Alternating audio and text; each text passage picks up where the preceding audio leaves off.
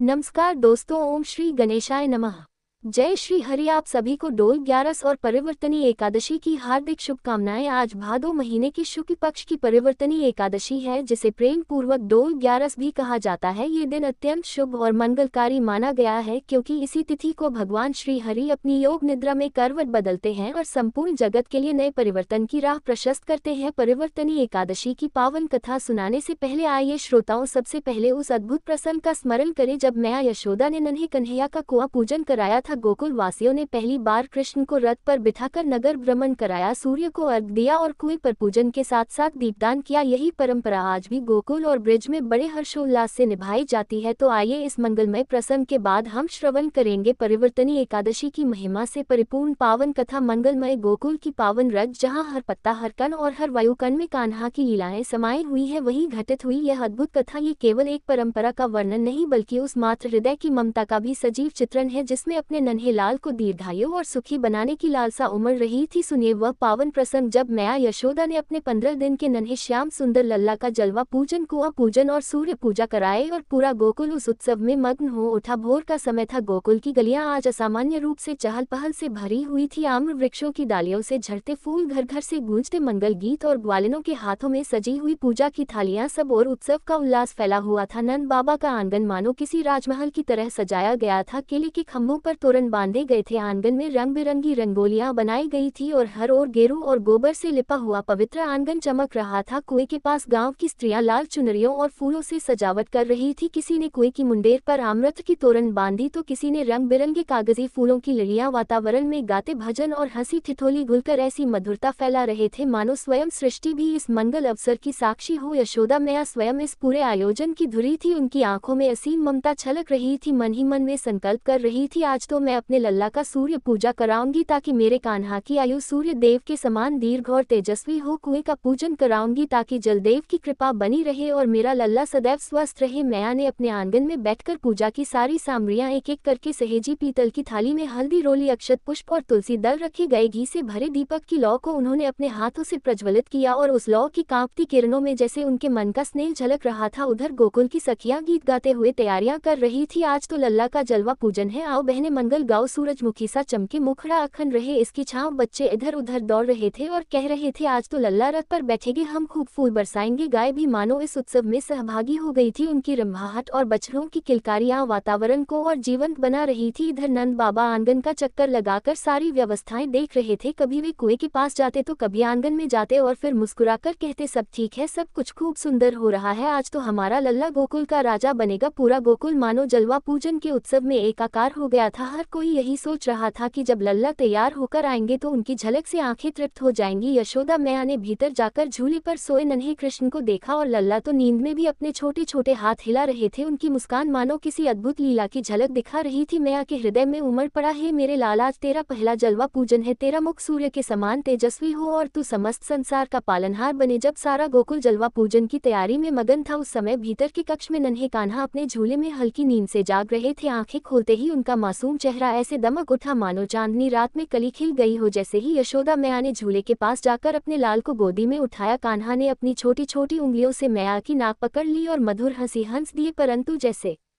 ही मैया ने कहा, लल्ला आज तो तुझे सजाना है, आज तेरा पूजन है, तो कान्हा ने होठों को गोल करके रोना शुरू कर दिया, मानो कह रहे हो, मुझे तो बस गोदी चाहिए, कोई पूजा वजा नहीं। मैया समझ गई कि उनके नन्हे श्याम सुंदर आज थोड़े नखरे दिखाएंगे। तब उन्होंने धीरे धीरे लोरी गुनगुनाई, सो जा मेरे लाल, तू चंदा की किरण तेरे बिना अधूरी है। मैया की धड़कन फिर तो लोरी सुनते ही लल्ला चुप हो गए, लेकिन जैसे ही उन्हें नहलाने के लिए पास रखे पात्र में रखा गया, वह छोटे छोटे पाँव पटकने लगे। पाँव पटकने से उनके पाँव में बंधे नन्हे घुंघरू झंझनाने लगे और गालों पर छा गई प्यारी सी लाली। माँ ग्वाली ने पास खड़ी यह सब देख रही थी, हंसते हुए बोली, अरे देखो देखो, हमारा लल्ला तो पूजन से पहले ही सबका मन पुछवा रहा है, ये नखरे देखकर तो स्वयं सूरज देव भी मुस्कुराएंगे। अब कान्हा को स्नान कराया गया, पानी की हर बूंद उनके अंग अंग से गिरकर जैसे दिव्यता फैला रही थी। स्नान के बाद जब उन्हें पीताम्बर पहनाया गया तो वे वस्त्र खींचकर बार बार नीचे फेंक देते। यशोदा मैया चिल्लाकर बोली, अरे लाला, आज तो तुझे सजना ही होगा, ये जलवा पूजन है, सबको तेरा सुंदर रूप ही देखना है। लेकिन कान्हा फिर मुस्कुरा दिए और अपने छोटे छोटे हाथों से मैया के गाल सहलाने लगे। मैया का हृदय पिघल गया। उन्होंने धीरे से कहा,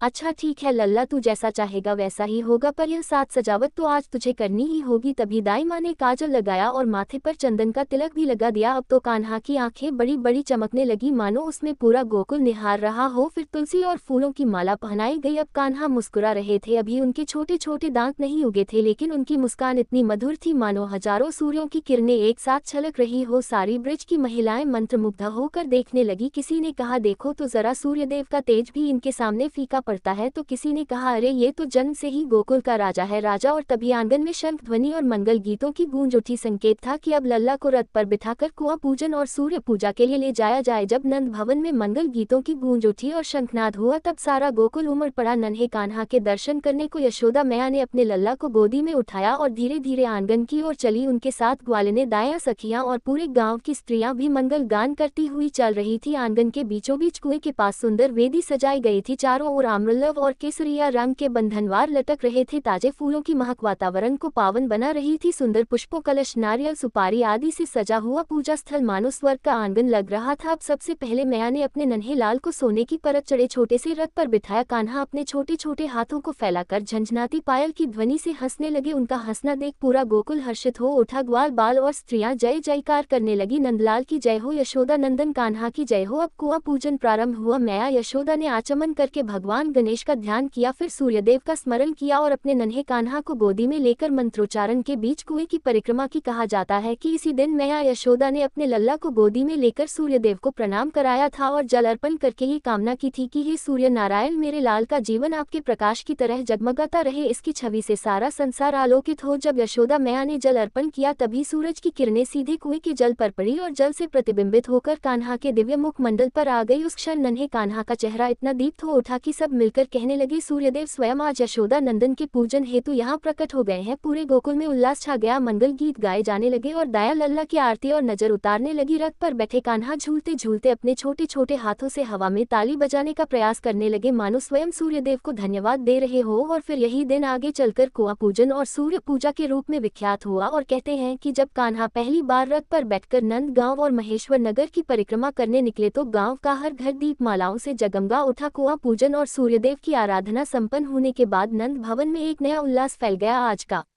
दिन अद्वितीय था, क्योंकि पहली बार लल्ला रथ पर बैठकर नगर भ्रमण जो करने वाले थे। नंद बाबा ने विशेष रूप से सोने चांदी की नक्काशी से सजा हुआ एक छोटा सा रथ बनवाया। रथ के पहियों पर मोर पंख और गेंदे की मालाएं लटक रही थी। उसके दोनों ओर केसर और चंदन का लेप किया गया था। रथ के ऊपर पीतांबर रंग का छोटा सा छत्र टंगा हुआ था, जिस पर मोर पंख की झलक मानो इंद्रधनुष सा रंग बिखेर रही थी। रथ के आगे सजे हुए बैल खड़े थे, जिनके गले में घंटियां बंधी थी, और जब वे धीरे धीरे हिलते तो मधुर झनकार से वातावरण गूंज उठता। अब मैया यशोदा ने अपने लल्ला को उठाया। नन्हे कान्हा ने अपने छोटे छोटे पांव ऐंठकर नखरे दिखाने शुरू कर दिए, मानो कह रहे हो मैया मैं अकेले कैसे बैठूंगा। ये सब देखकर सभी लोग हंस पड़े। दाया बोली अरे यशोदा देखो देखो, लल्ला तो आज भी अपने नखरों से सबको मोहित कर रहा है। आखिरकार मैया ने कान्हा को अपनी गोदी से उतार कर धीरे से रथ पर बिठा दिया। कान्हा ने रथ पर बैठते ही अपनी नन्ही हथेलियां फैलाकर मोरपंख की छाया को पकड़ने की कोशिश की। उनके अधरों पर मुस्कान और आंखों में अद्भुत चमक थी। नंद बाबा ने हाथ उठाकर संकेत दिया और रथ धीरे धीरे आगे बढ़ दिया। जैसे ही रथ नगर की गलियों से होकर निकला, पूरा गोकुल उमड़ पड़ा। हर घर की चौखट पर दीप जल उठे। ग्वाली ने अपने हाथों में थाल लिए आरती उतारने लगी। बच्चे तालियां बजाते, बुजुर्ग आंसू भरी आंखों से कहते धन्य है गोकुल भूमि, धन्य है नंद यशोदा, जिनके आंगन में स्वयं नारायण अवतरित हुए हैं। गांव की गलियां पुष्पों से ढक गई। आकाश से मानो देवताओं ने भी पुष्प वर्षा की। नगर की स्त्रियां छतों से दही और दूध छिलकाती हुई बोली आज गोकुल का हर कोना कान्हा के स्वागत में धन्य हो गया। जब रथ महेश्वर नगर के मुख्य चौराहे पर पहुंचा, तब एक अद्भुत घटना घटी और सूर्यदेव की किरणें सीधी उतरकर नन्हे कान्हा के मुख मंडल पर छा गई और उनके चारों ओर दिव्य प्रकाश फैल गया। उस समय ब्रजवासी गोकुलवासी मंत्रमुग्ध होकर केवल यही कहते रहे, ये कोई साधारण बालक नहीं, स्वयं ब्रह्मांड नायक है। फिर पूरा नगर भ्रमण दिव्य और अद्वितीय बन गया। जब रथ वापस नंद भवन पहुंचा, तो सभी ने मिलकर जयकारा लगाया, नंदलाल की जय हो, यशोदा नंदन कान्हा की जय हो। और उस रात गोकुल की भूमि दीपों से जगमग करती रही। गीत, भजन, बधाइयां और हंसी खुशी का ऐसा संगम हुआ मानो धरती पर स्वर्ग उतर आया हो। भादो भादो शुक्ल पक्ष की परिवर्तनी एकादशी के दिन गोकुल में हर्षोल्लास का वातावरण था। गोकुलवासी मंगल गीत गाते हुए उमड़ पड़े। जैसे जैसे कान्हा की पालकी नगर में घूमती गई, गोकुलवासी भाव विभोर होते गए। हर किसी की यही लालसा थी कि नन्हे लाला की छाया हमारे जीवन पर पड़े। गोकुल की माताएं, बुजुर्ग और ग्वाल बाल सभी बारी बारी से नन्हे श्री कृष्ण की पालकी के नीचे से होकर गुजरे। उनके मन में विश्वास था कि जो भी लल्ला की पालकी की छाया में से गुजर जाएगा उसके सभी दुख दरिद्रता मिट जाएगी, संतान ही को संतान की प्राप्ति होगी, रोगी को स्वास्थ्य मिलेगा और हर घर में अन्न और धन की वृद्धि होगी। यशोदा मैया और नंद बाबा गर्व से अपने लल्ला को निहारते रहे। बाल श्री कृष्ण कभी हंसते, कभी अपनी छोटी सी हथेली को हिलाते और सबको आशीष देते प्रतीत होते। सभी प्रेम से बोलिए, नंद के लाल की जय हो, यशोदा की कन्हैया की जय हो, गोपाल गोकुल बिहारी की जय हो, नन्हे लड्डू गोपाल की जय हो। अब आपको लेकर चलते हैं हस्तिनापुर के महल की और आप सभी अपने नेत्र बंद करके कल्पना कीजिए कि आकाश में आज एक अद्भुत और दिव्य वातावरण छाया हुआ है। दिशाओं में अलौकिक आभा फैल रही है। मंद समीर जैसे स्वयं विष्णु ध्वज लहरा रहा हो, ऐसे ही पावन क्षणों में भगवान श्री कृष्ण अपने दिव्य रथ पर विराजमान होकर हस्तिनापुर की ओर प्रस्थान करते हैं। उनके रथ से निकलती प्रभामयी किरणें नगर वासियों के हृदय को आनंद से भर देती है। उधर महाराज धर्मराज युधिष्ठिर अपने महल में गहन चिंतन में लीन है। उनके मन में एक ही प्रश्न बार बार उठ रहा है, हे प्रभु, भाद्रपद मास के शुक्ल पक्ष की एकादशी का वास्तविक महत्व क्या है? और वही जिज्ञासा उनके हृदय को व्याकुल भी किए हुए है। वे अधीर होकर ईश्वर के वचनों की प्रतीक्षा कर रहे हैं। तभी राजमहल के प्रांगण में रथ का दिव्य नाद गूंजता है और श्री कृष्ण स्वयं वहां पधारते हैं। दिव्य मुस्कान लिए वे धर्मराज युधिष्ठिर के समीप आकर प्रेम पूर्वक कहते हैं, राजन, आज वह समय है जब तुम्हारे हृदय की जिज्ञासा शांत होगी, क्योंकि आज मैं तुम्हें परिवर्तनी एकादशी का महत्व सुनाऊंगा। और इस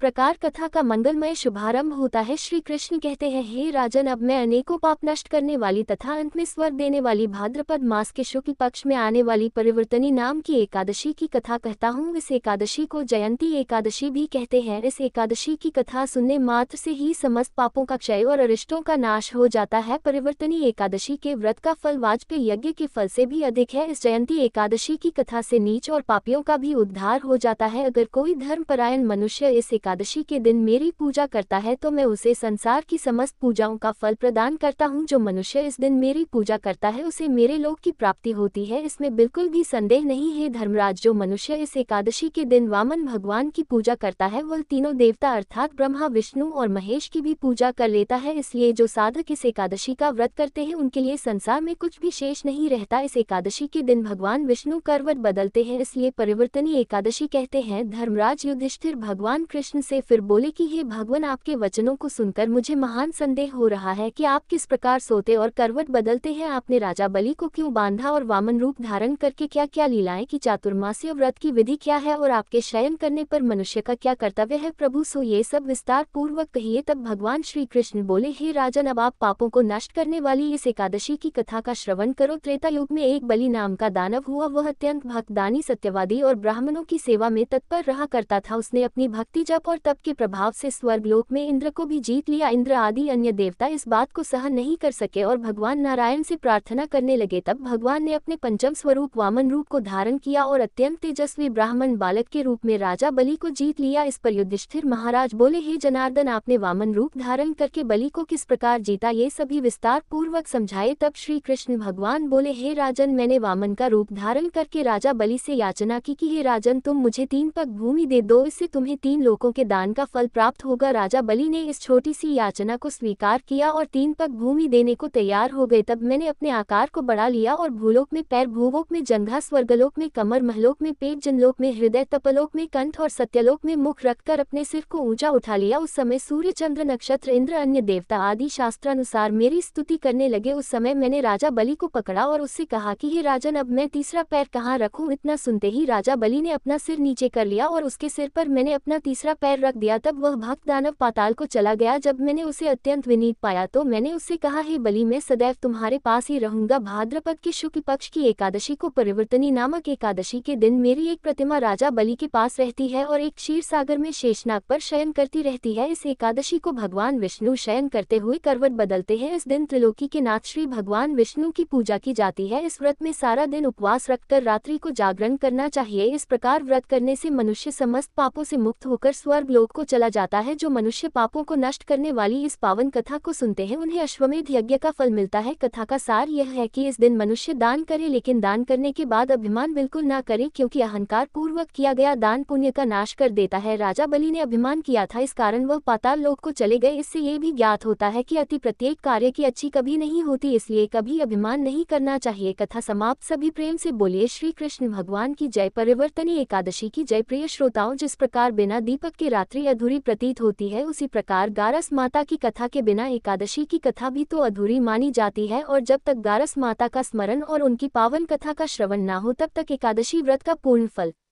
प्राप्त हो ही नहीं सकता। इसीलिए कहा गया है कि एकादशी और ग्यास माता की कथा एक दूसरे की आत्मा है, एक दूसरे के बिना अधूरी है। तो आइए अब उसी श्रद्धा के साथ सुनते हैं गारस माता की यह पावन कथा। एक बार देवर्षि नारद जी बैकुंठ लोक को गए। वहां उन्होंने भगवान श्री लक्ष्मीनारायण जी को प्रणाम किया। फिर नारद जी ने श्री हरि से कहा, प्रभु अब धरती पर आपका प्रभाव कम हो रहा है, धर्म पर चलने वालों को कोई अच्छा फल नहीं मिल रहा, जो पाप कर रहे हैं उनका भला हो रहा है। तब श्री हरि कहने लगे, ऐसा नहीं है देवर्षि, जो भी हो रहा है सब नियति के कारण हो रहा है। श्री हरि की बात सुनकर नारद जी बोले, प्रभु मैं तो देख कर आ रहा हूँ कि पापियों को तो अच्छा फल मिल रहा है, लेकिन भला करने वाले और धर्म के रास्ते पर चलने वाले लोगों को बुरा फल मिल रहा है, उन्हें दुख भोगने पड़ रहे हैं। भगवान ने कहा, देवर्षि कोई ऐसी घटना बताओ जिससे तुम्हें ये लग रहा हो। नारद जी कहने लगे, प्रभु अभी अभी मैं एक जंगल से आ रहा हूँ, वहाँ पर एक गाय दलदल में फंसी हुई थी, कोई भी उसे बचाने वाला नहीं था। थोड़ी ही देर के बाद मैंने देखा कि एक चोर उधर से गुजरा। दलदल में फंसी हुई गाय को देखकर वो रुका तक नहीं, बल्कि उस गाय पर पैर रखकर वह दलदल से भरा हुआ गड्ढा लंघकर आगे निकल गया। आगे गया तो उस चोर को सोने की मोहरों से भरी एक थैली मिली। थोड़ी ही देर बाद वहां पर एक साधु महाराज आए। उन्होंने उस गाय को दलदल में फंसा देखा तो गाय को बाहर निकालने की पूरी कोशिश की और पूरी ताकत लगाकर आखिरकार उस गाय को निकाल लिया। गाय को बाहर निकालने के प्रयास में वह साधु महाराज खुद दलदल से लथपथ हो गए थे। जब वह साधु महाराज आगे बढ़े तो एक गड्ढे में गिर गए और उन्हें चोट लग गई। प्रभु अब आप ही बताइए ये कौन सा न्याय है। नारद जी की पूरी बात सुन लेने के बाद श्री हरि बोले, देवर्षि यह सही ही हुआ, जो चोर गाय पर पैर रखकर भाग गया था उसकी किस्मत में तो एक खजाना था, लेकिन उसके इस पाप के कारण उसे केवल कुछ मोहरे ही मिल पाए। वहीं उन साधु महाराज को गड्ढे में इसलिए गिरना पड़ा क्योंकि उनके भाग्य में उस समय मृत्यु लिखी हुई थी, लेकिन एक गाय को बचाने के कारण, दलदल से बाहर निकालने के कारण उनके पुण्य बहुत अधिक बढ़ गए और उनकी मृत्यु बस एक छोटी सी चोट में बदल गई। इंसान के कर्म से ही उसका भाग तय होता है देवर्षि, इसलिए अच्छी कर्म करना कभी भी नहीं छोड़ना चाहिए। श्री हरि की बात सुनकर देवर्षि नारद मुस्कुराते हुए और प्रभु को प्रणाम करते हुए नारायण नारायण कहकर प्रभु की रचाई हुई सृष्टि की अन्य लीलाएं देखने के लिए चल पड़े। प्रेम से बोलिए श्री लक्ष्मी नारायण भगवान की जय। अब सुनिए एकादशी माता की कथा। इस कथा को सुनने से ही एकादशी का व्रत पूरा माना जाता है। श्रोताओं, एक बार एक बूढ़ी माँ ने एकादशी का उपवास रखा। बड़े ही भक्ति भाव से वह एकादशी की पूजा किया करती थी। वे बूढ़ी हो चुकी थी, उन्हें वृद्धावस्था में कोई भी ऐसी वस्तु नहीं चाहिए थी जो वे एकादशी का उपवास रखती, क्योंकि एकादशी का उपवास रखने से तो श्री हरि की कृपा से सब कुछ मिल जाता है। वो बूढ़ी माँ तो अपने बच्चों के लिए, अपने परिवार की सुख सुविधा के लिए इतना कठिन व्रत रखती थी। वे दिन भर तो बड़ा कठिन मन करके और अपनी प्यास को किसी तरह से रोके रही, क्योंकि एकादशी के व्रत में वह जल की एक बूंद भी ग्रहण नहीं करती थी। द्वादशी को ही जल पीकर वह अपने व्रत का पालना किया करती थी। दिन भर उन्होंने किसी प्रकार अपने मन को संयमित रखा, पूजा पाठ की, व्रत की कथा पढ़ी सुनी और फिर पंडित जी को मिट्टी के एक पात्र में भरकर पानी और मौसमी फल दान में दिए। दोना भरकर शक्कर भी वितरित की। उन्हें गर्मी के कारण बड़ी बेचैनी हो रही थी। एक तो निराहार और निर्जल रहकर उपवास रखा था और ऊपर से प्यास भी अधिक सता रही थी। इस कारण उन्होंने सोचा कि चलो पानी में बैठूं, शायद थोड़ी शांति मिले। ये सोचकर वह पानी में बैठी रही, पानी से बार बार कुल्ला करती और मुंह हाथ धोती रही। तब कहीं जाकर उन्हें थोड़ा बहुत चैन मिला। एक तो धूप तेज की पड़ रही थी, इस कारण बूढ़ी माँ का मुंह सूखा जा रहा था। बूढ़ी माँ बड़ी बेचैन हो रही थी। एक तो बुढ़ापा, दूसरा ये भयंकर गर्मी। बुढ़ापे की तो स्थिति ही कुछ ऐसी होती है, बड़ी मुश्किल से धीरज बन पाता है। अब किसी प्रकार रो धोकर दिन कट पाया। अब बूढ़ी माँ के सामने पहाड़ सी लंबी रात थी, जिसका कट पाना बड़ा ही मुश्किल दिखाई दे रहा था। चारपाई पर पड़ी हुई बूढ़ी माँ को किसी प्रकार भी शांति नहीं मिल रही थी। बार बार प्यास के मारे गला सूख रहा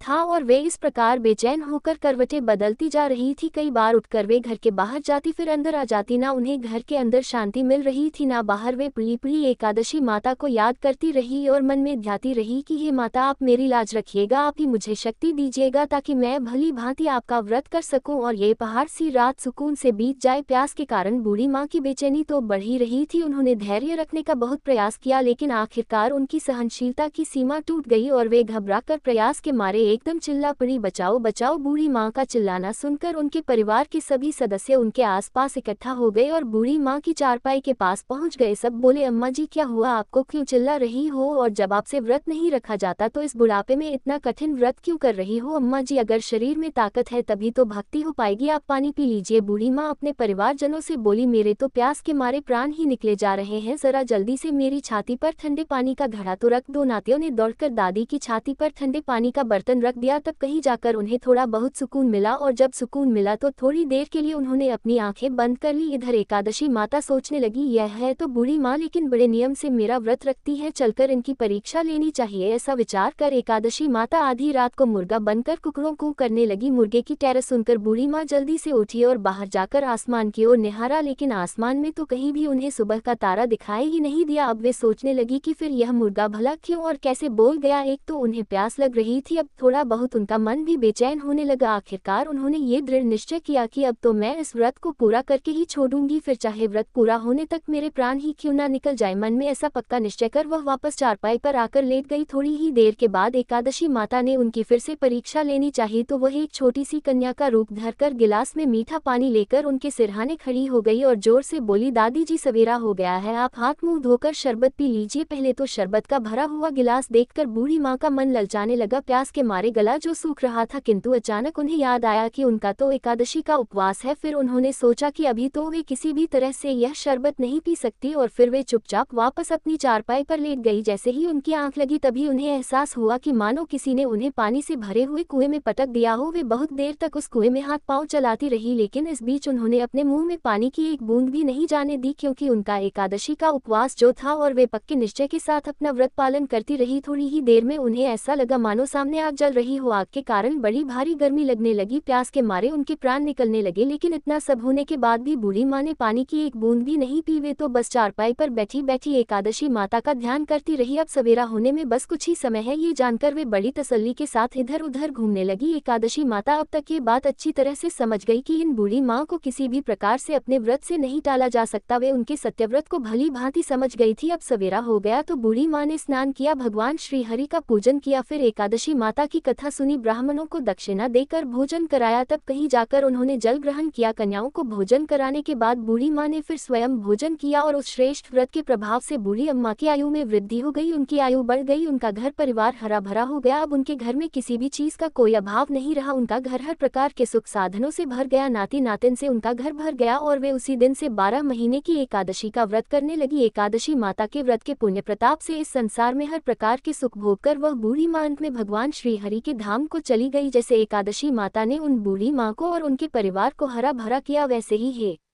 एकादशी माता हम सभी की मनोकामनाएं पूर्ण कीजिएगा। प्रेम से बोलिए श्री लक्ष्मीनारायण भगवान की जय, एकादशी माता की जय। आइए अब हम सभी मिलकर प्रेम से एकादशी माता की आरती गाते हैं। ओम जय एकादशी माता मैया, जय एकादशी माता विष्णु पूजा व्रत को धारण कर शक्ति मुक्ति पाता। ओम जय एकादशी माता तेरे नाम गिनाऊं, देवी भक्ति प्रदान करनी, गण गौरव की देनी माता शास्त्रों में वर्णी। ओम जय एकादशी माता मार्गशीर्ष के कृष्ण पक्ष की उत्पन्न विश्व तारणी, जन्मी शुक्ल पक्ष में हुई मोक्षदा मुक्तिदाता बनाए। जय एकादशी माता पौष की कृष्ण पक्ष की सफला नामक है, शुक्ल पक्ष में हो पुत्रदा आनंद अधिक रहे। ओम जय एकादशी माता नाम शक्तिला, माघ मास में कृष्ण पक्ष आवे, शुक्ल पक्ष में जया कहावे, विजय सदा पावे। जय एकादशी माता विजया फाल्गुन कृष्ण पक्ष में, शुक्ला आमल की पाप मोचनी कृष्ण पक्ष क्ष में, चैत्र महाबल की। ओम जय एकादशी माता चैत्र शुक्ल में नाम कामदा धन देने वाली, नाम भूतनी कृष्ण पक्ष में, वैशाख माह वाली। ओम जय एकादशी माता शुक्ल पक्ष में हो मोहिनी अपराध, ज्येष्ठ कृष्ण पक्षी नाम जला सब सुख करनी, शुक्ल पक्ष रखी। जय एकादशी माता योगिनी नाम आषाढ़ में जानो कृष्ण पक्ष करनी, देव शयनी नाम कहायो शुक्ल पक्ष धरनी। जय एकादशी माता कामिका श्रावण मास में आवे, कृष्ण पक्ष कहिए श्रावण शुक्ला होए पवित्र, आनंद से रहिए। जय एकादशी माता अजा भाद्रपद कृष्ण पक्ष की परिवर्तन, शुक्ला इंद्र आश्विन कृष्ण पक्ष में वृत से भवसागर निकला। जय एकादशी माता पापांकुश है, शुक्ल पक्ष में आप हरनहारी रमा, कार्तिक में आवे सुखदायक भारी। ओम जय एकादशी माता देवोत्थान शुक्ल पक्ष की दुख नाशक, नया पावन मास में कर विनती पार करो नया। ओम जय एकादशी माता परमा कृष्ण पक्ष में होती जन मंगल मंगल करनी, शुक्ल पक्ष में होए पद्मनी दुख दारिद्र हरनी। ओम जय एकादशी माता जो कोई आरती एकादशी की भक्ति सहित गावे, जन गुरु पिता स्वर्ग का वासा निश्चय व पावे। ओम जय एकादशी माता मैया, जय एकादशी माता। ओम जय एकादशी माता।